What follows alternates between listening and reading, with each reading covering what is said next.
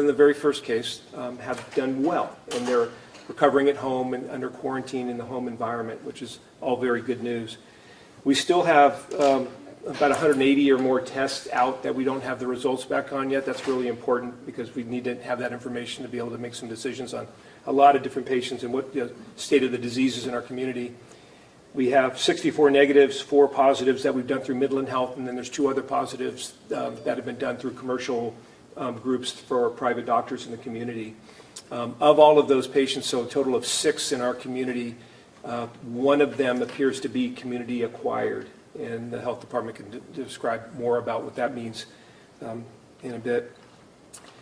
Further information from Midland Health, I think it's important that we're continuing to try to make sure that we're doing our part to maintain social distancing and keep people that need to get care in a safe environment to get care, and keep people that can get their care elsewhere or at a different time, getting their care at a different place and at a different time.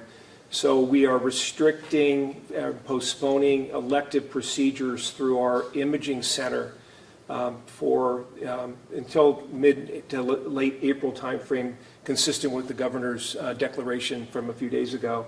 We're doing the same thing through our cardiovascular service line, so that any procedures that don't need to be done immediately, they'll be delayed and done at a more appropriate time. Obviously, cardiovascular things, we all think about that. We worry about not being able to get cardiac catheterization done if you need it or what have you. And our cardiologists are very tuned into this, and they recognize what needs to be done emergently, what can be treated medically, temporized. They can get feedback and follow up with their patients. So everybody's being very thoughtful about doing it safely and the right way, but to minimize exposure. An important point to that, echocardiograms, for instance, require a sonographer hold a probe to someone's chest in very close proximity for a number of minutes, which would be a definite exposure if someone was COVID positive or an asymptomatic or what have you. So that we have to be thoughtful about all our employees, about the patients that come through, exposing equipment to somebody that might be positive, et cetera. So trying to be very careful about how we do all those things.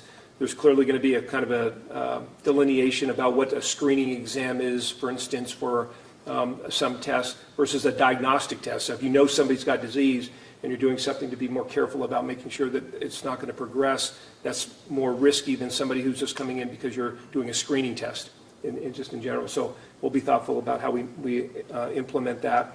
Those 2 areas will go into effect with the more restricted processes Monday. I've mentioned before, but I'll mention again to just get out to the general population that if anybody on home nebulizer treatments that might be sicker and requiring more nebulizer treatments, that others in the family stay out of the room. If they possibly can switch over to using a metered dose inhaler with an aero chamber, that's what we are recommending currently to try to avoid the aerosolization of the breathing treatments that can carry the virus into space. There is some information that came out through the CDC about clearing from quarantine. I think it's important to get out to everybody as well.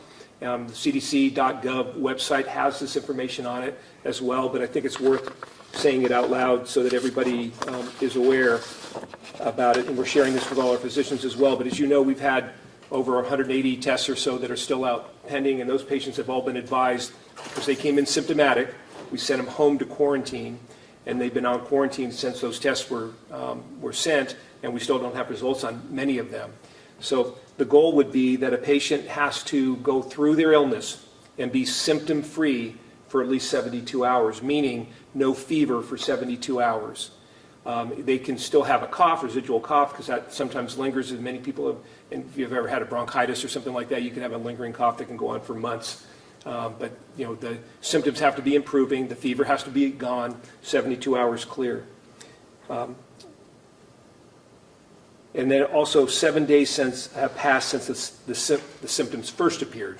So it has to be at least 1 week in quarantine with clearance of the fever, improving of the other symptoms that go along with it, and one can be cleared from quarantine at that time. I would recommend people that have been put on quarantine like that, if they have a provider or if they would like to, call 6-8 nurse to walk through this process to make sure that we're all in agreement that they're clear, but we could get liberalized people's activities again. And remember too, shelter in place is still in effect, and we're really hoping that everybody will buy into that and voluntarily participate. So quarantining means that that individual does not leave their home. Other people bring them their food, bring them their water, make sure that they're doing okay, but they should not be traveling outside of the home because they are potentially infected. All the rest of us should be staying home as much as we can. Get out when you need to.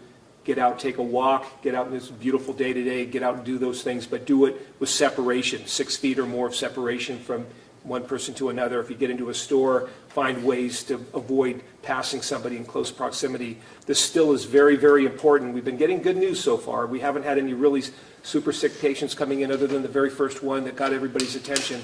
And we hope it stays that way. And I really hope that I'm going to be standing here or somewhere 2 months from now, and everybody will be saying, well, that was silly. He really overreacted, and he was telling us to do a lot of things we didn't need to do. And I hope that that's the case. And if that is the case, it's probably because the mayor said this, I've said this, other people have said this, and it kept people from being, in too close a proximity. We avoided the outcome of that. So, thank you. Sure. Do we have more information on where these patients had been before they were diagnosed, particularly within the Midland area? Two of the tests that came back today, both of those patients have known contact with a COVID-infected person, to my knowledge. That's what I understand. The health department can speak to that. I can say for certainty that one patient of the 6 in Midland is thought to be community acquired, and none of the other ones are thought to be community acquired. Right. But for the person who was community acquired, have y'all learned anything more about where he was before he was diagnosed and like that? Yeah, that's not my area. Oh, okay. That's the health department. Yeah. Awesome. Sure. So are you saying all the 13 individuals that were in the COVID wards this morning that were announced, have they all been cleared, or are there any other PUIs currently at Midland Memorial? We have 5 PUIs currently in the critical care, 4 currently in the critical care unit. Another one was going to be going in there later today, transferred to us. And 3 of those patients on ventilators, and they're still considered PUIs. And then there's 2 currently in the medical unit, so we have a total of 7. Can you give us the condition of your team and the supplies for your hospital? Sure. Yeah. So we are continuing to get a trickle of supplies in on a day-to-day basis. I understand today our materials management person told me that there is a large supply of N95 masks that we should be getting within the next few days. So I think we're going to be in. I would describe it, I think I said yesterday we were doing okay with supplies, and I'd say today that we're doing pretty well. So as long as things don't blow up, we've got what we need, and we can keep moving forward with that. I think the morale of our staff remains pretty high. Everybody's got there's some smoking and joking going on, just kind of carrying on like normal life and work, which is a really positive thing in the setting like this. There's some stress level, especially people that were involved in the care of the patient that passed away. Nobody likes that to happen. And then, of course, it kind of reflects on them a little bit, too, thinking about when my exposure to them and what was that and all those kind of things that kind of play. But that's normal. But I'd say everybody's doing pretty well. Thanks for asking. Appreciate it. What's the status on, we talked about the temperature thing with the viruses in general. I heard the number early on around 82 to 84. We're obviously up around 90 today. Just speak to that if you could. I don't, 82. As far as I heard early on that the kind of a breaking point for a virus to start really having a fight is 82 to 84 degrees. Oh, no, okay. I'm not. Don't know anything. Yeah, I don't know of any specific number like that either. Just recall that these are water droplet transmitted viruses, so they live in moisture well. And they live well in climates that can allow them to exist for a long time. We freeze them to transmit them, to transport them to other places, so they do well in cold environments. So cold and wet is really, really good for them. Hot and dry is probably not. And so the drier the environment, the quicker the water droplets dry out, the quicker the virus is dying. So I don't know if there's a set point that triggers their death, as you just described, but I think if it's warm and it's dry, they're going to survive less time. And if we can stay separated from one another and stay in a warm and dry environment, we're going to have much less likelihood of having these things transmitted than if we're in a closed space with minimal air movement that's moist. Does it make a difference at all if you're, excuse me, if you're at home and you turn up your heat inside the house to make it warmer inside, or is it more just like the sunlight and like the outdoors type of heat that? Yeah, makes a no, difference? I wouldn't, I don't think that would have any impact whatsoever. Okay. Yeah, it's I nice had a thought. question about that yeah. earlier today Yeah. from your. Just to go back to the supply, does the fact that you said you're kind of in a good situation, you have like kind of a supply chain, does that mean, using N95 masks for 4 days in a row will rationing halt, or were you guys on that kind of procedure? No, we're going to stay with being thoughtful about the utilization of the equipment. We know that the mask still functions well, as long as it's not soiled, visibly soiled or have holes in it or anything like that. And trying to make sure that the equipment lasts as long as it can is still a smart way to go about it. Because today we're sitting here and I'm talking about, reducing the number of patients that we have in the units. But you look at what's going on in New Orleans, you look at what's going on in New York City, Washington, California, this can blow up very quickly and very dangerously. And we have a lot of providers in our community, including myself, that remain concerned that we haven't seen that happen yet. It just seemed like a kind of nice little lull in a sense, and kind of positive stuff where we get 64 negative tests and just a couple of positive tests, and it looks good, but that may not be the case. And if it's just not the case, we could be running out of ventilators, we could be running out of critical care beds, we could be running out of staff, and equipment. So we look at that today and we say we have 85 or so days worth of equipment, N95 masks, et cetera, using what we use on an everyday basis now. But if we double or triple what we have in the critical care unit, that's going to go through, in 20 days. And you can just do the math, it can get worse than that. I guess Go ahead. I guess like for Midland, you just said, New York, New Orleans, I guess what is a blowing up scenario? Like, do you have an estimated number for what that would look like? Yeah, we've been trying to work through some models, and I'm not prepared to give you an estimate on that, but you've seen the graphs. I mean, it kind of trickles along like this, and all of a sudden it just goes asymptotically up. So I mean, when it goes like that, I mean, if you have 100,000 population, and if 15% of them are sick, that's a lot of people. 15,000 sick, and 15% of them in the hospital, 1 to 3% of them dying. That's significant numbers. And if you're trying to manage them all at one time between MCH and the Odessa hospitals, our hospital, resources in the area, it could be overutilized very, very quickly. So we got scenarios, we're working through that. We've got other buildings that we can utilize if we need to. We're working on all of those things, worst case scenarios, best case scenarios, everything. But we remain thoughtful and careful. I want to go back to morale for just a little bit. Actually, kind of talk a little bit on a positive note. What did that sign that appeared in front of the door this morning, talking about heroes, how was that received by the staff? I think everybody has a pretty good feeling about recognizing what their role is. They're level-headed about it, but I think they know that they're the front line. And when patients are sick, they're there. They don't take really that much consideration for the fact that they're putting themselves in harm's way to do that. They're just there doing it. So I think it's well received, I'm sure. I didn't talk to anybody about it specifically, but I think it makes them prideful. What was your reaction to that sign? Like that. I mean, it makes you prideful.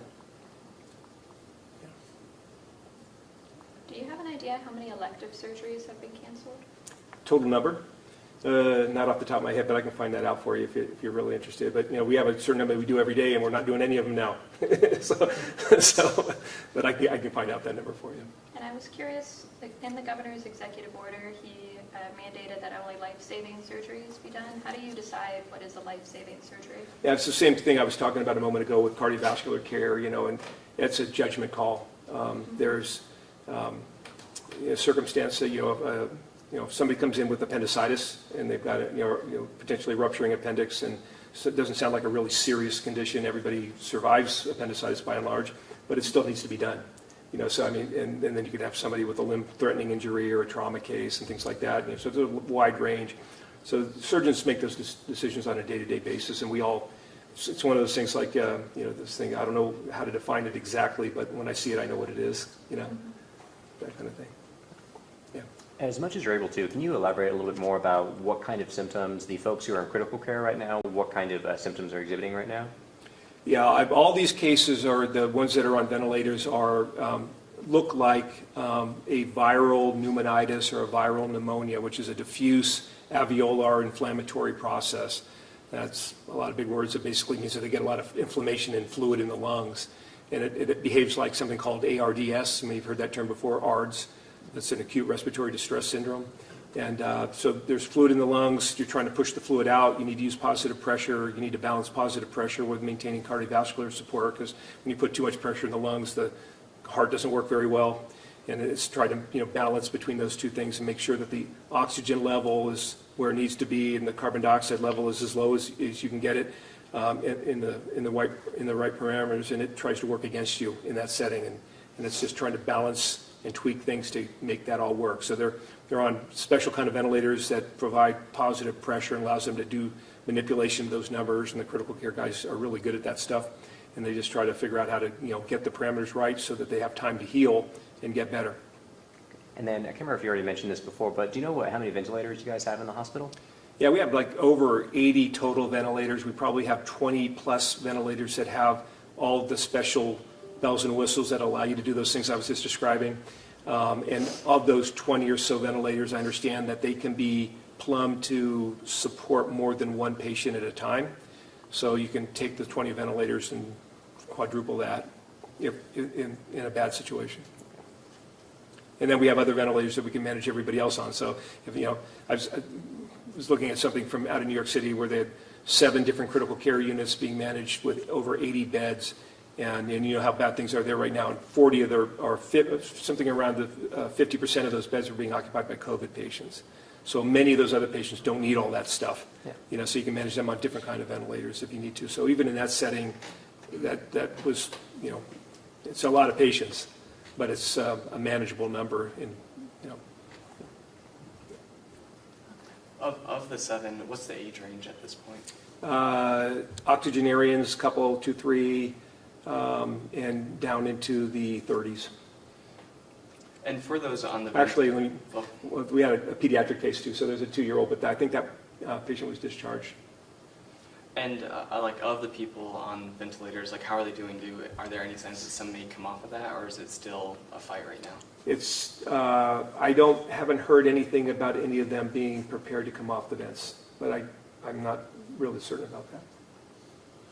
Was the 2-year-old one of the ones that came back today, or was that? It was a negative test, yeah, and so they're not COVID. So, yeah. Okay. We'll keep it moving. Okay.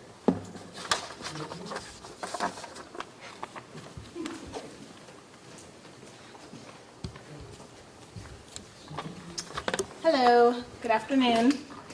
I'll speak on our 2 new cases and then give some updates on the ones that I've spoken on previously. Our first is a female in her 20s. Dr. Wilson did speak on her. She was already discharged today. She is believed to have exposure from travel outside of Texas, and currently the investigation is still ongoing since we just got those results back today. The second case that was announced today is a male in his 30s. He was also tested at the hospital through the drive-through. His source of exposure is currently unknown. Through the investigation, we should be able to get more information on that. Again, these both are Midland residents.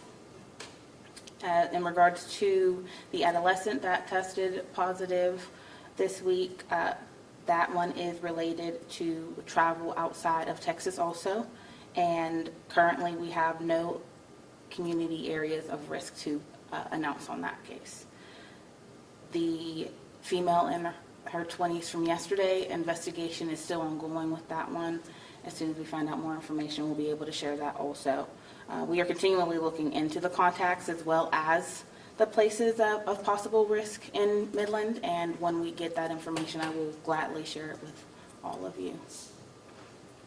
Those are my updates. Yeah, do you know when there's going to be a timeline of where in Midland these patients have been, particularly some of the ones who were diagnosed the past week? That's the question that we've been getting the most, at least at our station, probably y'all's too. Mm-hmm. Do you know when you guys might have that information available? Luckily, the ones that we have been able to get that information from have been pretty sedentary. They haven't really made any movement through Midland since their symptoms presented themselves, and that's when it will be contagious. So those would be the times that we would be looking for. Once your symptoms present, where did you go in Midland past that point? And so luckily, the ones that I have been able to say no community risk, they haven't caused any of that, concern because they haven't been moving within Midland. You haven't been moving much? Like, is there anything a little bit more specific about like how much they have or haven't moved? They've been staying at home. Like completely? Yeah. Oh, okay, all the community risk people? No, the ones that I've told you that there's no, so I've mentioned that on 2 of them, the adolescent and then the male in the 60s. Okay. Yes, and the other ones are still ongoing. Any update on the first case where he traveled? The The one that passed away on the one that Tuesday? passed away, that one is still going to be ongoing. We're having to find out some information from his family. So it's just what we can get from them. They're still grieving their loss. So our condolences go to them, and we'll continue to investigate once we can. Now, just to kind of piggyback on those questions, obviously you can't release certain information because of HIPAA regulations, but we've also been asked at our station, why can't we release where the person works, where they go to school, so that people who might be in that general contact can, take precautions? Is there something that prohibits you from asking or them from telling us that information? When we find out where somebody works, we do communicate that with the employer. We make contact with the employer, and then the employer can notify individuals that may be at risk for contact with that person. In regards to notifying everybody in the public about certain things, we want to make sure that we do not release the information that could make that patient identifiable. So we don't want to say certain things that could make it so that anybody can say, oh, I know who that could be, or I know who that person might be. So we have to be very careful about what we release, but we do notify the entities that need to be notified in regards to making sure that contacts can make sure that they're aware of their exposure and can be in contact with the health department. Did I answer your question? Yes, Okay. you did. And actually, I had one more. With reference to the positive case out of Martin County, we've been in contact with Martin County Hospital, and they say that the patient there lives in city limits but is in Midland County. Can you speak to that? The patient was tested in Midland, but they are currently a resident of Martin County, so they're not in our counts. Okay, thank you. You're welcome. Have you notified the employer of every person who has tested positive?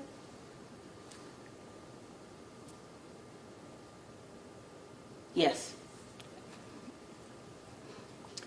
And I'm curious, did you say you only track people and where they went as they were symptomatic? There's some signs that the coronavirus has passed when people are asymptomatic. I guess why don't you guys track where people were moving around weeks before they started showing symptoms? Well, there are certain things that the public health workforce has the capacity to do. And so same with the medical workforce. So through the guidance of DSHS, which is our state health authority, we are tracking what is present after they were symptomatic, mainly because, yes, there's talk about people being symptomatic or being able to spread it while they're asymptomatic, but there isn't concrete evidence of that. So we know there's concrete evidence of them being able to spread while they're symptomatic, so that's what we're working off of. And on the tail end of it, if they are able to say, hey, I went here, here, here, and here, we can take that information, but it's easier to say, okay, I had a cough on the 15th, and this is where I went from the 15th to now, than to say, okay, well, where did I go the 2 weeks before? So we, from an epidemiological standpoint, we are approaching this per the guidance that is given. What goes into investigating where someone's been? Is it as simple as where they tell you they've been, or is there more to it than that? Yeah, we have to contact the individuals, find out where they've been, and hopefully they remember. A lot of times we'll have an initial contact and then ask them to write a few things down, and then we'll call back and have, we do a lot of follow-up just because the human memory is flawed. We do try to make sure we give them ample opportunity to remember information, and so they give it to us so they can remember it. Yes, sir. Can you go back? You mentioned earlier you were talking about that patients stayed home after the symptoms started to present. What happens during that 2-week incubation? Can you be contagious before you're symptomatic? Can you address that? I believe he just touched on that. Okay. So yes, there's a little bit of information out, but it's not concrete. So that's not we approach it as from an epidemiological standpoint. We approach it as they're symptomatic. Where did you go once your symptoms presented? I'm sorry if I repeated. No, you're fine. Are there situations, I know you said before that you don't want to release publicly where they worked or went to school for reasons of identifying them, but if those patients felt the need to announce it themselves and make that public because they're concerned about other people, is that part of the questioning process? Do y'all ask them if they're okay with having themselves be possibly identified by putting that information out? That is their information, so if they want to release it, then they can release what they want to. For the most part, people don't really want to release their information surrounding this, but it's on a case by case. If somebody feels comfortable speaking on it, then by all means, it's for them to share. We don't want to cause mass hysteria, so we do try to go about this in a way where the information does come from reputable sources, which would be the hospital, your local health department, state and federal. But, same with anything, we can't force people to what to do and what not to do. Sure. So like none of the patients have wanted to possibly release that information, or was that part of the questioning? We don't ask them either way.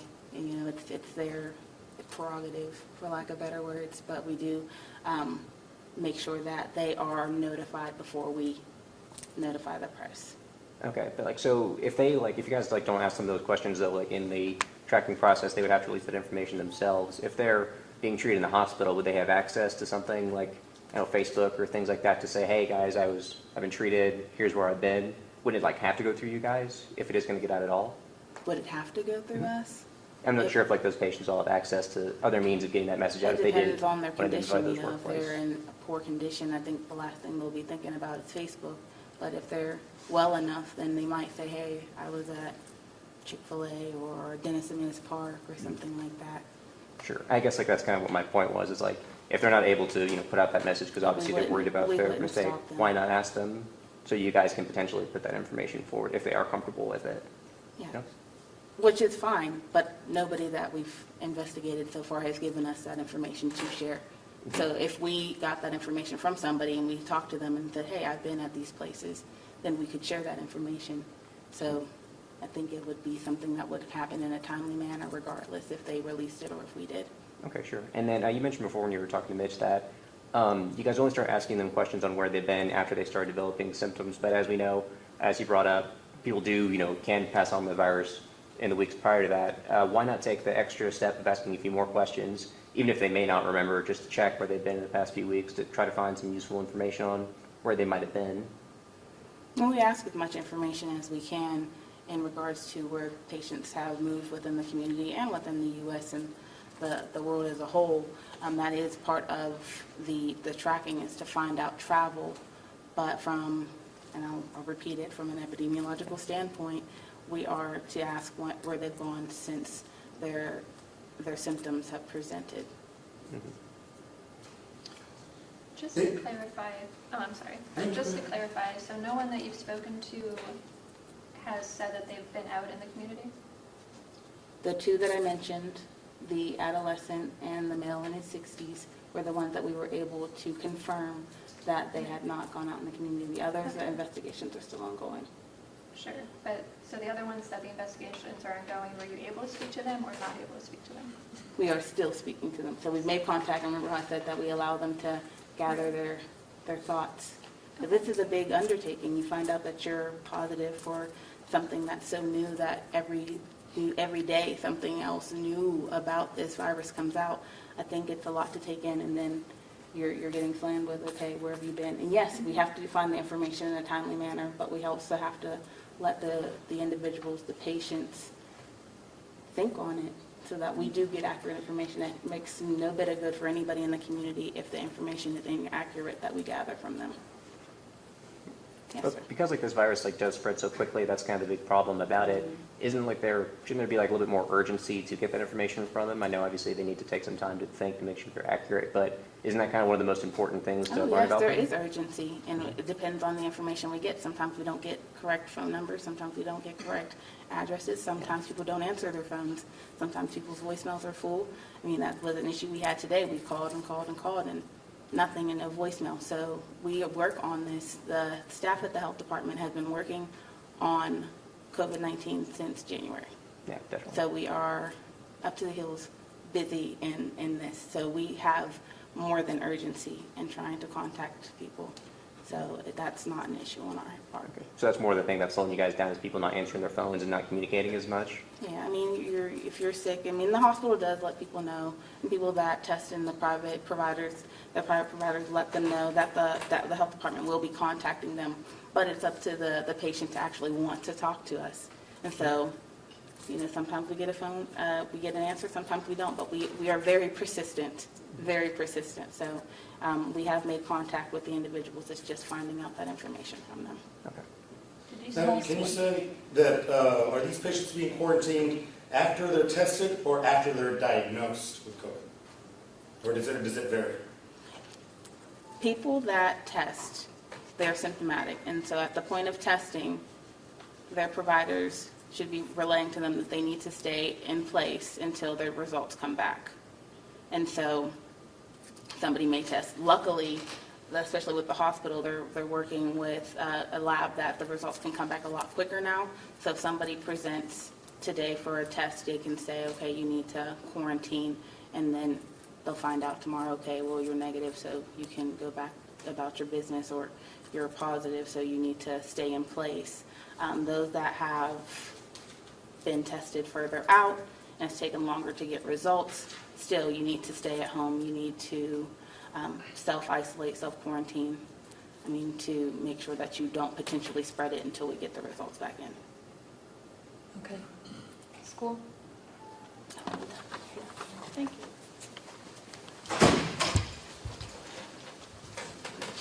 Okay, so I'm here to talk to you from MISD.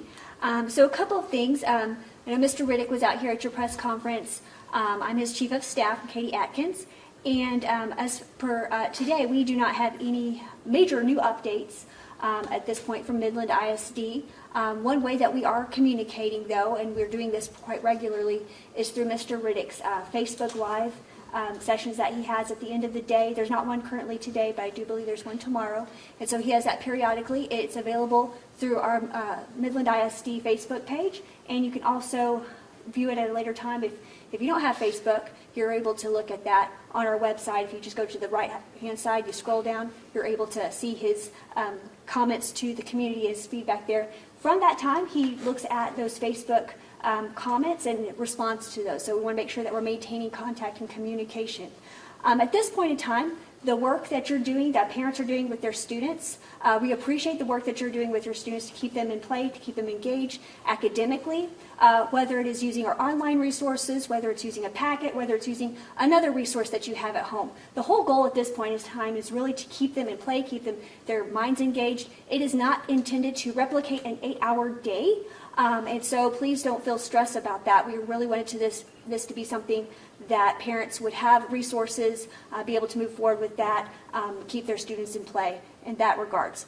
But one thing that we do want to emphasize is that Midland ISD is operating through a phased approach to our meal and our academic delivery process. We're continuing to get information from the Texas Education Agency, and so we're aligning our efforts with those recommendations and those mandates as well, but also taking consideration the needs of our community. So one thing that we are continuing to do is monitor that feedback that we get. Those Facebook Lives are great ways to interact with our superintendent. We also continue to look at just some of the feedback that we get throughout our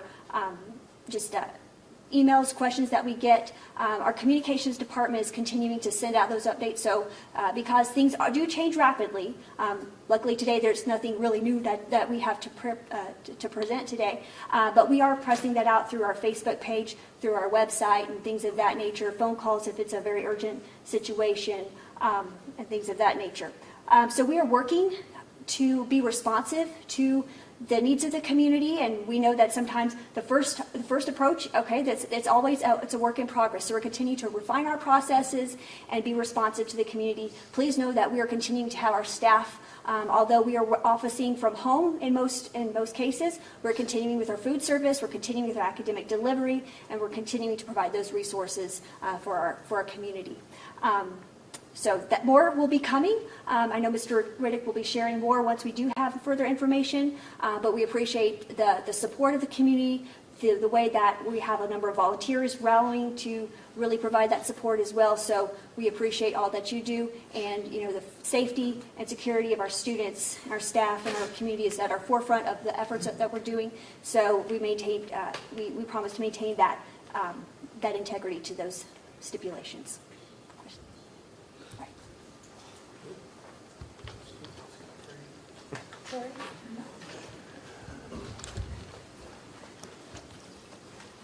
Won't take a lot of time. Nothing, not a whole lot has changed for the county. Would like to introduce it. Well, number one, I'd like to say, remind everybody exactly what we're here for, to talk about this COVID virus. Keep your distance, wash your hands. Keep your distance, wash your hands. That's the main deal here. I think as individuals, we're learning to stay in place. I think we are. I'm seeing it more and more. What I would do is I would challenge the businesses out there. If you're in a non-essential business, think about altering your hours, altering your number of people, altering your services at this time. We've still got a ways to go. And so I would ask that you examine the essentialness of your business. Being county judge, I'm tasked, any county judge is tasked with being in charge of emergency management of the county. We're fortunate here in Midland that we have a department for that. I'd like to right now, if it's okay, introduce our emergency management coordinator, Justin Bunch, and he's got a little bit he can tell you about what he's doing behind the scenes is making me look good. I say that, but he's the one that's doing a lot of stuff. So I'd like for him to kind of tell you guys what he's got going. Like Judge says, my name's Justin Bunch. I'm with the Office of Emergency Management, and like I said, I think in our first press conference, we actually work for the city and the county because we have a joint emergency management program. So kind of what we do, like you said, behind the scenes, and what we've been doing a lot lately here is resource management. So assisted living facilities, even in the stakeholders here, any entity that provides a governmental function can send resource requests to our office. And our office is a funneling point for all resource requests to the state and to the federal government. So we've had several nursing homes, like I said, that have sent up requests for masks, gowns, respirators, anything they need. And we forwarded that to the proper places they need to go, and they've gotten those resources. One of the big ones we got the other day, and the mayor hit on this yesterday, the food bank. We actually got a resource request for over 1 million units of food, canned food, hand sanitizer, and toilet paper. So obviously we can't fill that at the local level. So we've sent that up to the state, and right now it's sitting in the State Operations Center along with, I think, several other requests from food banks throughout the state. So hopefully we'll get that resource request filled and get the food bank stocked back up. We also reach out to all of our private sector partners, HEB, Lowe's, Chevron's part of it, Pioneer Resources, and Staples is a good partner. So we've reached out to them and kind of see what the pulse is on their end with the private sector, and they've also reached out to offer different resources that we can use and to facilitate and pass out to the stakeholders here. One of the big things I want to do is just thank everybody at Midland, all the stakeholders that we have are part of this organization. They've really come together and started working together. We've come up with one plan. Everybody's working together, talking together, and it's very fortunate because in other counties you don't have that. You've got a lot of people that are fighting over resources, fighting over power, and that's not happening here. We've got a good set of leaders, elected officials, and appointed that are working together and doing everything they can to take care of the community and make sure that we get what we need. And one of the last things I want to hit on we're doing right now is reaching out for grant money, reimbursement through the federal government, disaster declarations that opens up several avenues of funding through various sources. So currently we're applying for that grant money and reimbursement programs. That way we can get back some of the money that we've lost responding to this incident, and just trying to get as much resources as we can to help out the community. Do you have any questions for me? Do you have an idea when that request for the food bank will be taken care of? That I'm not sure. Once it goes up to the state level, how that works is we get a resource request. We try and fill it here. So what I did is I reached out to like HEB, for example, and then I found out through HEB that they actually donate a lot of their food before it expires to the food bank. And because there's such a rush on food, canned foods and supplies, HEB can't do that. So the food bank in West Texas, who actually supports 19 counties and 65 different organizations, has lost a significant lifeline. From what I understand from the state is they'll look at that, and right now they're not sure if they're going to be able to actually provide 16 truckloads of food, or if they're just going to open up funding and give it to them and allow them to purchase it. If they do the money thing, you still got a problem because there's no place to buy canned foods right now. So, but once we send it up, it's out of our hands. Is that the only request that you've made to the state so far? To the state, yes. Everything else we've been able to either fill locally or send to the Border Rack, which is a medical entity. And what they do is the federal government has what they call the National Strategic Stockpile. And FEMA's got these warehouses with supplies in case we have a disaster like this. And so when this started several weeks ago, they actually requested, Texas did for our region, to get that cache of supplies. And it was taken, I believe, to San Antonio. And so once we started getting requests for medical supplies, we sent that over to them, and they went down there, picked it up, and brought it to the nursing home facilities. With reference to the grant money and the reimbursement, can you possibly put a dollar figure as to what you're asking for and how much has been lost or spent? Not yet. We're still tracking that. It's probably going to take us a couple weeks to finally get some numbers in, because with the government, we don't pay for anything until we get it. So we don't track until we actually send the check and pay the bill. So we're tracking hours worked, overtime, anything like that. We're starting to track. Usually it's 75 cents on the dollar is what the federal government reimburses. That can change depending on what President Trump and the federal government decide. For Harvey, for example, it was 100% reimbursement. So as long as you did your documentation, you followed your procedures and the federal government's procedures, you're able to get a lot of that money back.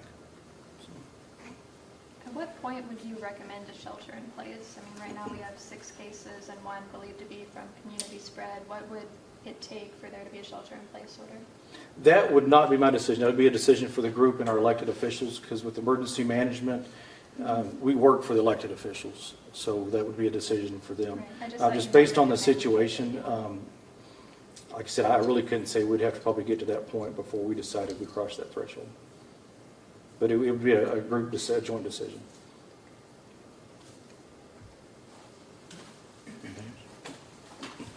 Mr. Mayor? Good to see all of you again.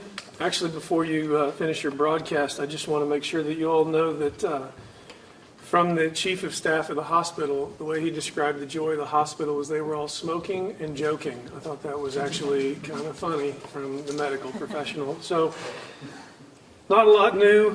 From the city side, we're going to continue on the path that we're on. We are continuing to be pleased with what our private sector is doing, especially what each grocery store is doing, big box retailers are doing, as they're continuing to get even more disciplined about, I guess what you could call, in reference to the phrase you just used, people are even beginning to call what we're doing their own shelter in place, as we have done much of the research and we have told you very clearly. A lot of the shelter in place that's happening throughout this state is a shelter in place filled with exceptions. We're already beginning to get letters from all types of trade unions that are going out throughout the country asking to be an exception to an essential business. You're seeing it played out in Washington, D.C., even through the legislation, where deals are being made in unions so that people can be considered essential businesses. So what that comes back to, for us as a city, is not what we're going to try to make you do, but what we said every single time we met. What we're asking you to do, what we're begging you to do, which is to take seriously the fact that you need to stay home as much as you possibly can. And my biggest concern related to that is not what people are doing today. My biggest concern for us as Midlanders is the weekends coming. And we tend to think that a virus takes a break because we're all not at work and we're all not around each other.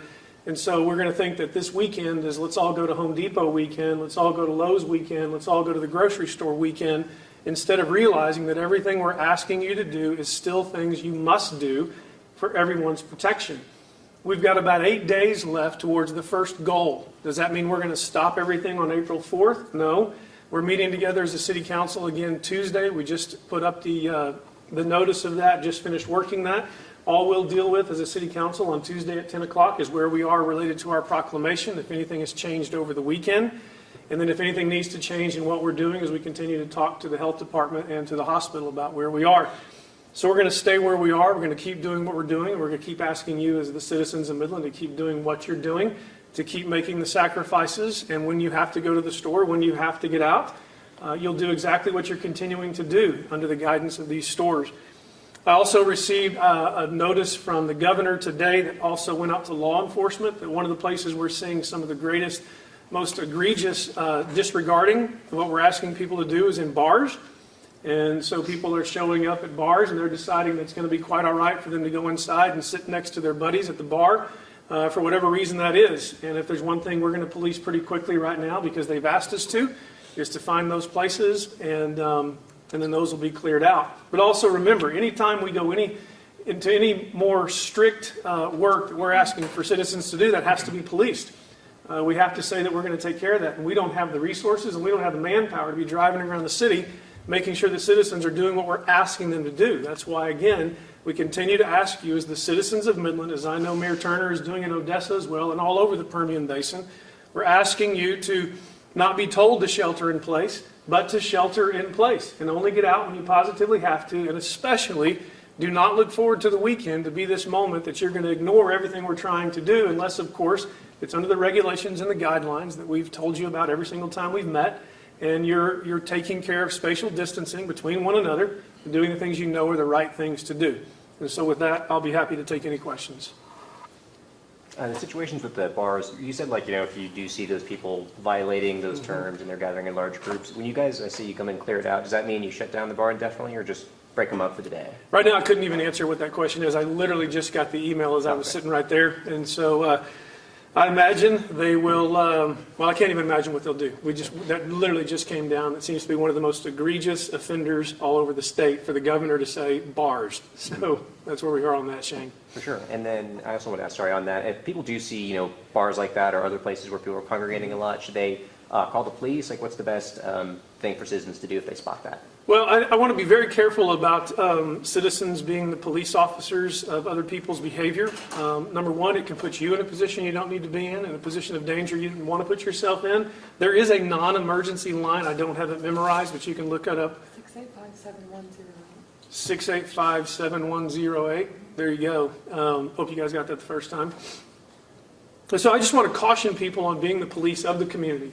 People are sending us pictures of people who are doing various things that they don't think they should be doing. And just be careful of that. I mean, sometimes people are outside enjoying a sunset. They're staying apart. They're doing the things even our doctors have told us to do. So I would just be sure, and if you're a citizen who wants to police what's going on at a restaurant or a grocery store, just be careful with that. And sometimes just a good friend walking up to someone and saying, hey, let's spread apart here. And I know someone walked up to my wife the other day in the grocery store and said, they're not going to let you get 2 gallons of milk. So that's how that goes. Does that answer your question? Yeah. Yeah, great. Anybody else? Let's go around the room. Just yesterday I saw outside of Home Depot and also Academy lines at the door. Obviously they're limiting the number of people that can go in at one time. Was this a directive from the city? Did these businesses reach out to you individually, or is it something that they've taken upon themselves? It's all of the above. We actually called the Chamber of Commerce, and the Chamber of Commerce partnered with us to talk to all these various retailers, and then really it was just a team effort of them listening to the Chamber of Commerce, asking what they can do, and doing those things. Good? Answer your question? Yes. Okay, yeah.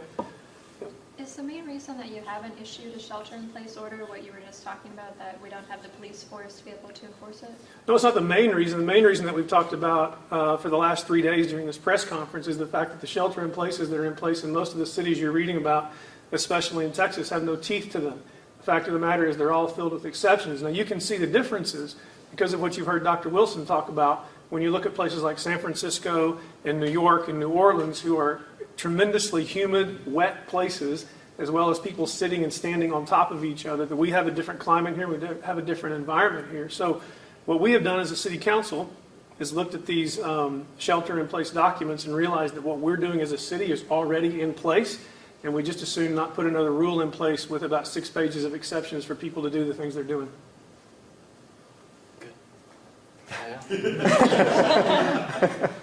Okay, Shane. I think you mentioned on Friday that some nail salons and oil field companies had reached out to the city saying they might be able to donate some masks, but I think you said at the time that you guys need to check with them first to see if they're medical I don't have grade. any more news Don't on know? that. Okay. I don't. No worries. Sorry. Governor Abbott just announced that people flying in from certain states in the U.S. Have to self-quarantine or Yes. self-isolate. Is the airport here going to be monitoring Yes. people that are coming in? DPS is going to be monitoring that. We just got that as well as we were walking in. I think it's primarily New Orleans and New York right now. It might extend to San Francisco. We'll see. Quite frankly, our airport's down, I think, somewhere in the neighborhood of 80 to 90% right now. So there might only be about 10 people coming in on those planes anyways. And so, but they're going to be monitoring that. Okay. Good question.